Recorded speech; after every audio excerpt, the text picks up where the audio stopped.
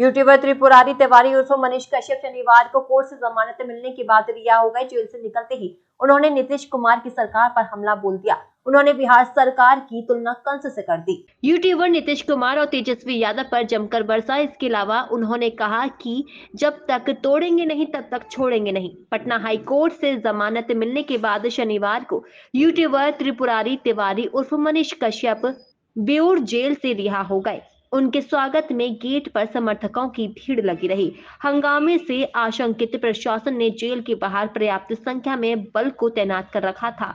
मनीष कश्यप लगभग 9 महीने तक तमिलनाडु और पटना के बेऊर जेल में रहने के बाद रिहा हुए। इसके बाद यहां से वे घर के लिए रवाना हो गए। विदित हो कि तमिलनाडु के बिहारी मजदूरों की पिटाई का फर्जी वीडियो बनाकर इंटरनेट मीडिया पर प्रसारित करने के आरोप में मनीष कश्यप ने बेतिया में आत्मसमर्पण किया था। तब से वह जेल में ही थे। जेल से बाहर निकलते ही मनीष ने नीतीश कुमार की सरकार के खिलाफ हल्ला बोल दिया। उन्होंने कहा कि उनके खिलाफ साजिश की गई थी, जिसकी वजह से उन्हें 9 महीने जेल में रहना पड़ा।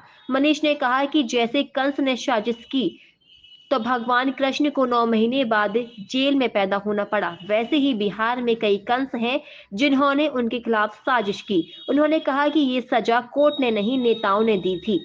उनके ऊपर एनएसए लगा दिया गया था। उन्होंने कहा कि 1980 के बाद एनएसए के इम्प्लीमेंट होने के बाद मीडिया कर्मी, यूट्यूबर और सोशल वर्कर पर कभी एनएसए नहीं लगा था, लेकिन बिहार की निकम्मी सरकार ने पहली बार मनीष कश्यप के ऊपर यह धारा लगाई।